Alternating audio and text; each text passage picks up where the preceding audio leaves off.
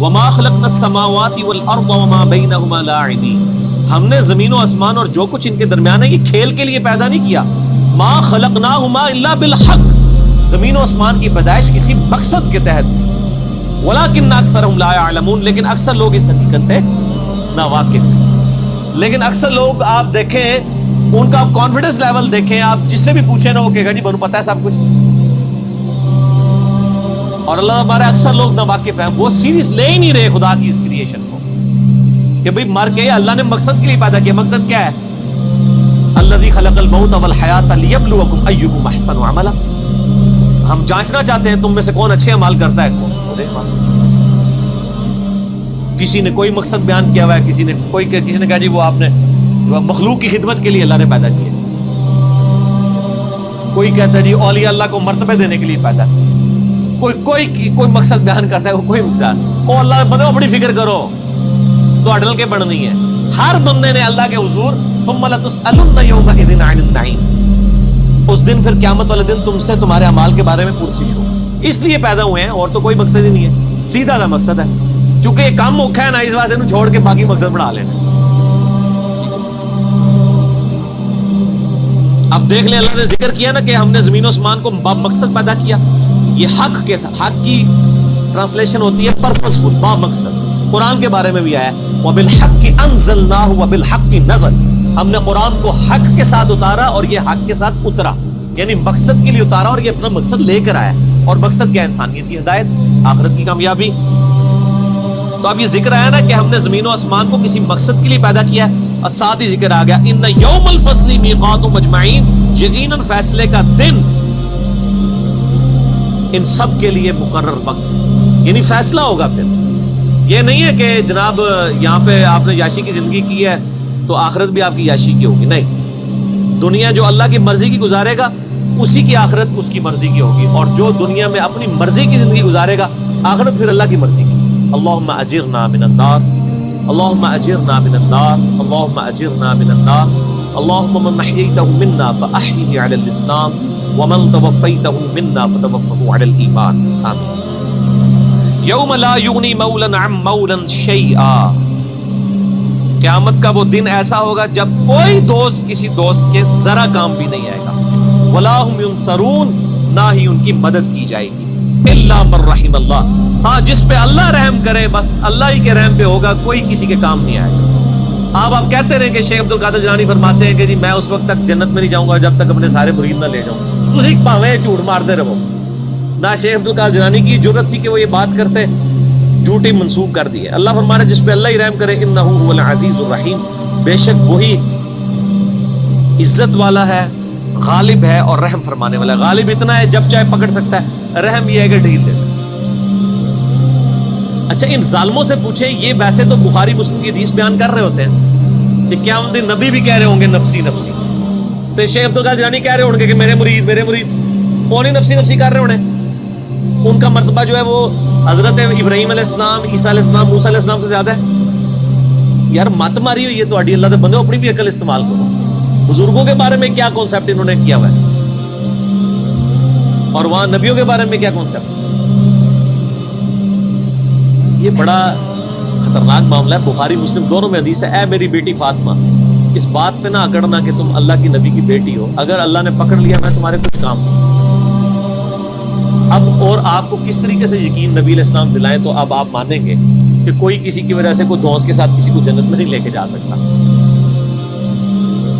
شیخ عبد القادر جیلانی یا کسی بزرگ بابے کا مرتبہ جس کو آپ سمجھتے ہیں حضرت فاطمہ کے برابر ہو سکتا، حضرت فاطمہ کی جوتیوں کے برابر بھی نہیں ہو سکتا.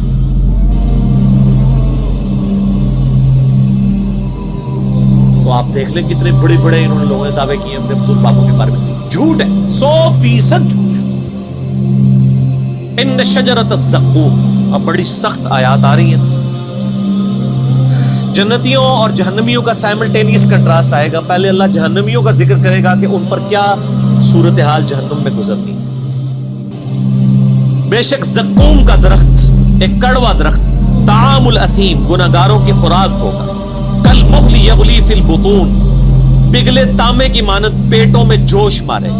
یعنی وہ کڑوا درخت کھانے کے بعد پیاس لگے کہ ان کو پھر پگھلا ہوا تانبے کی مانند پانی دیا جائے گا، وہ پئیں گے تو ان کے پیٹ میں جوش مارے گا، کغلی الحمیم، اور وہ کھولتا ہوا پانی گرم جوش مارتا پانی ہوگا، خذوہ فاعتلوہ الی سواء الجحیم، اور اللہ کی طرف سے حکم ہوگا پکڑو اسے مجرم کو اور گھسیٹ کر دوزخ کے سینٹر میں جا کے اس کو پھینکو، ثم صبوا فوق رأسہ من عذاب الحمیم، اور پھر اس کے سر کے اوپر کھولتا ہوا پانی ڈالو عذاب دینے کے لیے۔ یہ میرے بھائی یہ طارق جمیل صاحب کا لیکچر بیان نہیں ہو رہا، یہ قرآن بیان ہو رہا ہے۔ ذُقْ إِنَّكَ أَنْتَ الْعَزِيزُ الْكَرِيمُ، اللہ تعالیٰ فرمائے گا چک، تو بڑی عزت والا اور بڑی جو ہے وہ کرامت والا ہے۔ یہ تنزیہ جملہ اللہ کی طرف سے بولا جائے گا کہ دنیا میں تو نے بڑے دعوے کیے ہوئے تھے نا کہ میں جناب کر دیا گا، میں کر دیا گا، تو بڑی عزت والا ہے نا، دیکھ تیری عزت افزائی میں کر رہا ہوں، تیرے سر کے اوپر کھولتا ہوا پانی ڈالا جائے گا۔ اللہم اجرنا من النار، اللہم اجرنا من النار، ان ھذا ما کنتم بہ تمترون، یہ ہے وہ چیز جس کے بارے میں تم شک میں مبتلا ہو، یقین نہیں تمہیں آ رہا کہ ایسا ہوگا، تو کہتے جی اینڈ تے چھاڑی دینا اللہ نے، بس ایویں تھوڑی تمکی شمکی ہوئے گی بس۔ یہ یہودیوں کا عقیدہ تھا، ان کو میں نے پھکی دنیا میں دی ہوئی ہے کہ آپ، وہ کہتے ہیں اللہ بڑا غفور رحیم ہے، ماں دیکھو، ماں کوئی دوزخ میں پھینک سکتی کسی بچے کو، اللہ تعالیٰ کیسے پھینکے گا؟ میں کہتا ہوں جی آخرت تو کسی نے نہیں دیکھی، میں آپ کو ویڈیو نہیں دکھا سکتا، قرآن تو موجود ہے نا، یہی پڑھ کے دیکھ لو، یہ کون ہے، یہ قرآن کس نے نازل کیا ہے، یہ جو آیات پڑھ رہی میں نے گھر بنائی ہیں جن کے اندر یہ سارا ذکر آ رہا ہے۔ تو میں ان کو دنیا میں ایک مثال دیتا ہوں کہ آپ کہتے ہیں نا ماں نہیں یہ چاہے گی، تو میں آپ کو دنیا سے ایک مثال دیتا ہوں کہ آپ اور میں بھی کبھی نہیں چاہیں گے کہ آپ کا کوئی دشمن ہو، اس کے 4-5 چھوٹے چھوٹے بچے ہوں، اور آپ اس کی دشمنی میں اس لیول پہ جائیں کہ آپ اس دشمن کی بیوی کو مار دیں، آپ کہیں گے نہیں یار اس کا کیا قصور ہے، اس کے بچوں کا کیا قصور ہے، رحم کھائیں گے نا کہ یار اس کی ماں مر گئی بچوں کی، ان بچوں کو بیوہ، جب یہ بچے جو ہیں وہ یتیم ہو جائیں گے تو جو ماں کے بغیر رہیں گے، اور نئی جب ستیلی ماں آئے گی ان کے ساتھ کیا سلوک کرے گی، ان کے مینٹل ماڈلز تک بدل جائیں گے، ترس کھائیں گے آپ اور میں تو کھائیں گے نا۔ تو کیا اللہ تعالیٰ بھی ایسے لوگوں پہ ترس فرماتا ہے؟ کیا دنیا میں ہزاروں مائیں ایسی مر نہیں جاتی پریگنینسی کے دوران جن کے کئی چھوٹے چھوٹے بچے ہوتے ہیں؟ تو آپ کی ڈاکٹرائن مان لی جائے کہ اللہ تعالیٰ ماں سے بھی زیادہ رحم کرنے والا ہے، تو پھر کبھی کسی ایسی عورت کو موت نہیں آنی چاہیے جس کے 4 چھوٹے چھوٹے بچے ہوں۔ پکی تو سارے بزرگوں کی کتاباں فارغ جے، میں تو پریکٹیکل مثال دے، بتائیں مجھے ماں سے زیادہ پیار کرتا ہے جی کس نے دوزخ میں پھینکے گا؟ وہ دنیا میں وہ کر رہا ہے آپ کے ساتھ، ہزاروں عورتیں مار رہا ہے جن کے چھوٹے چھوٹے بچے ہیں، اب رحم کدھر گیا؟ آپ نے رحم کا کیا کانسیپٹ سمجھا ہوا ہے؟ وہ ایک بوڑھی دادی اماں ہے جو پسیج جائے گی، وہ رحم فرمانے والا ہے میرے بھائیوں ان پر جو واقعی اس کی طرف رجوع لائیں۔ وہ ابو جہل کے اوپر رحم فرمانے والا نہیں ہے، وہ فرعون کے اوپر رحم فرمانے والا نہیں ہے، نبیوں کے ماننے والوں پر رحم فرمانے والا۔ ورنہ میں نے آپ کو پریکٹیکل مثال دے دی ہے، آپ کو آخرت کی ویڈیو میں دنیا میں دکھا رہا ہوں کہ دنیا میں ہزاروں ایسی مائیں مر رہی ہیں جن کے 5-5 6-6 چھوٹے چھوٹے بچے ہیں، اللہ تعالیٰ ان پہ کوئی رحم نہیں فرماتا کہ چلو یار بچے تھوڑے بڑے ہی ہو جائیں۔ تو یہ چیز اللہ نے دنیا میں دکھائی ہے اس لیے تاکہ آپ کو یقین آ جائے کہ اللہ تعالیٰ پسیج نہیں جاتا، اٹ گھونسلے تھے مثالہ بیان کرنی ہے بند کرو، ٹھیک ہوگا جی؟ اللہ تعالیٰ فرما رہا ہے ان ھذا ما کنتم بہ تمترون، یہ وہ تھا جس کو دنیا میں تم شک کرتے تھے۔ کیا شک کیا کرتے تھے؟ یا اللہ جو کچھ بھی ہے تیرے بابو کی امت سے بخشے جائیں گے۔ اب سائملٹینیس کنٹراسٹ، ان المتقین فی مقام امین، بے شک پرہیزگار امن کی جگہ میں ہوں، فی جنات و عیون، اللہ کی طرف سے باغوں میں اور چشموں میں، یلبسون من سندس و استبرق متقابلین، وہ باریک لباس پہنے ہوئے ہوں گے اور دبیس ریشم کا آمنے سامنے بیٹھے ہوں گے، یعنی ان کا جو لباس ہے جس طرح آج کل بھی ہوتا ہے، وہ کیٹی کی شلوار ہوتی ہے، اوپر ململ کا کرتا ہوتا ہے، اللہ فرماتا ہے موٹی ریشم کی ان کی یعنی تہمد ہوگی یا شلوار ہوگی یا پینٹ کوئی بھی ہوگی، اور اوپر کرتے ان کے باریک لباس ہو، کذالک، اور یوں ہی وزوجناہم بحور عین، ہم ان کو بیاہ دیں گے موٹی آنکھوں والی حوروں کے ساتھ۔ اب یہ حوروں کی ڈیٹیل کے لیے آپ طارق جمیل صاحب کے لیکچر دیں، جو جس چیز کا ایکسپرٹ ہے اس کی طرف ریفر کرنا چاہیے. ادھر ہیں وہ ایکسپرٹ, وہ آپ دیکھیں. یدعون فیہا بکل فاکہۃ آمنین, اور وہ منگوا لیا کریں گے ہر قسم کا پھل اطمینان سے, جو ان کی خواہش ہوگی اللہ تعالیٰ ان کے سامنے رکھے. لا یذوقون فیہا الموت الا الموتۃ الاولی, وہ نہیں چکھیں گے وہاں پر موت کا ذائقہ بجز اس موت کے جو وہ دنیا میں چکھ چکے, بس ایک ہی موت. اچھا میں جنت کی حیات سے نا اس طرح ہی گزر جاتا ہوں نا, تو لوگ کہتے ہیں جنت لیکچر دو, جنت لیکچر. یار جنت لیکچر تو اتنا کچھ ہے, وہ آپ وہی پڑھ لیں. آپ بخاری مسلم میں جنت کا چیپٹر پڑھ لیں, مشکات کی 30 جلد میں جنت کا چیپٹر پڑھ لیں, ٹھیک ہے جی. اور یہ ساری چیزیں کرنے سے یہ تو اسی طریقے سے کہ آپ بریانی کے فضائل بیان کرنا شروع کر دیں, بریانی تک پہنچنے کے لیے بھی تو ایک ایفرٹ کی ضرورت ہے نا. تو وہ سب کو پتہ ہے دنیا میں, میرا خیال ہے جنت کے بارے میں تو سب کو ہی پتہ ہے, دوزخ کے بارے میں لوگوں نے انڈر ایسٹیمیٹ کی. تو جس چیز کی ضرورت ہے وہی کریں, اور یہی صحابہ کا طریقہ بھی ہے.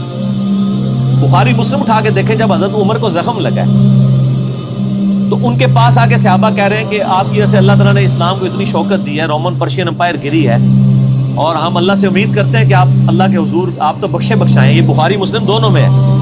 اس زخم کی حالت میں انہوں نے کہا میں تو بس یہی چاہتا ہوں کہ جو کچھ میں نے اسلام کے لیے کیا نا, اس کے بدلے میں اللہ صرف میرے گناہ معاف کر کے مجھے برابر چھوڑ دے.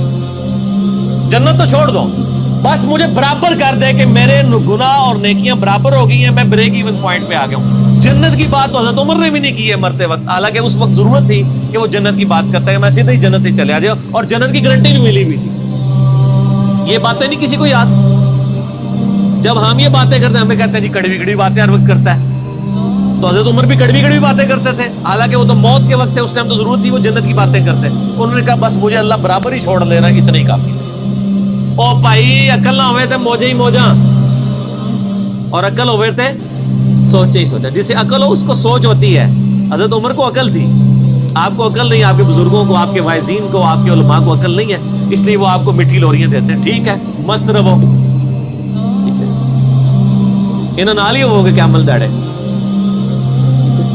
وہ ہمارے ساتھ لوگ بات کر رہے ہوتے ہیں نا, یزید نو برا نہ کہو, ہم کہتے ہیں جی ٹھیک ہے اللہ آپ کا حشر یزید کے ساتھ.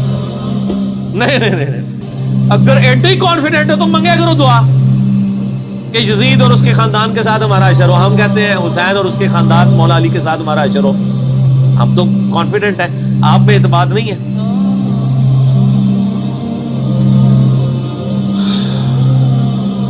لا یذوقون فیہا الموت الا الموتۃ الاولی, اس میں کوئی موت کا ذائقہ نہیں چکھیں گے جو دنیا میں مبارک چکھ چکے وہی. ووقاہم عذاب الجحیم, اور انہیں عذاب جہنم سے بچا لیا جائے گا. یہ ہے میرے بھائیوں کامیاب لوگ. بخاری مسلم میں حدیث ہے کہ قیامت والے دن موت کو مینڈے کی شکل میں لا کے میدان حشر میں ذبح کر دیا جائے گا. جنتی پریشان ہوں گے اور دوست کی خوشی کے ساتھ آ رہے ہوں گے کہ شاید کوئی ہمیں موت لکھ دی جائے تو ہم فارغ ہو جائیں. موت کو ذبح کیا جائے گا اور اللہ تعالیٰ کہے گا کہ جنتیوں کے لیے خوشخبری ہے کہ اب کبھی موت نہیں آئے گی, موت ہم نے ختم کر دی. اور جہنمیوں کے لیے یہ بری خبر ہے کہ موت ہمیشہ کے لیے ختم ہو گئی ہے, اب تمہیں اسی عذاب میں ہی رہنا ہے, موت مانگنے سے بھی موت نہیں ہے. جنتیوں کے لیے موت کا ختم ہونا خوشخبری, اور جہنمیوں دوستیوں کے لیے سب سے بری خبر. اللہم اجرنا من النار, اللہم اجرنا من النار, اللہم اجرنا من النار, آمین. فضل من ربک, یہ تمہارے رب کا فضل ہوگا جس کو یعنی دوزخ کی آگ سے بچا لیا گیا. ذالک هو الفوز العظیم, یہ ہے سب سے بڑی کامیابی. دنیا کی کوئی کامیابی بڑی کامیابی نہیں. اور میرے بھائی دنیا میں کھرب پتی آدمی کو بھی وہی 6 فٹ 7 فٹ کی قبر ملنی ہے, وہ بھی پتہ نہیں ملنی بھی ہے کہ نہیں, اور وہی 3 کپڑوں کا کفن ملنا ہے. جو ایک غریب لاوارث لاش کو فٹ پاتھ پہ مرنے والی کو وہی ایک جگہ سے ہی کفن خریدا جاتا ہے. یہ نہیں ہوتا کہ اس کے لیے کوئی اسپیشل لٹھا آتا ہے, وہ بنے بنائے کفن مل رہے, سب کو برابر ہی مل رہے.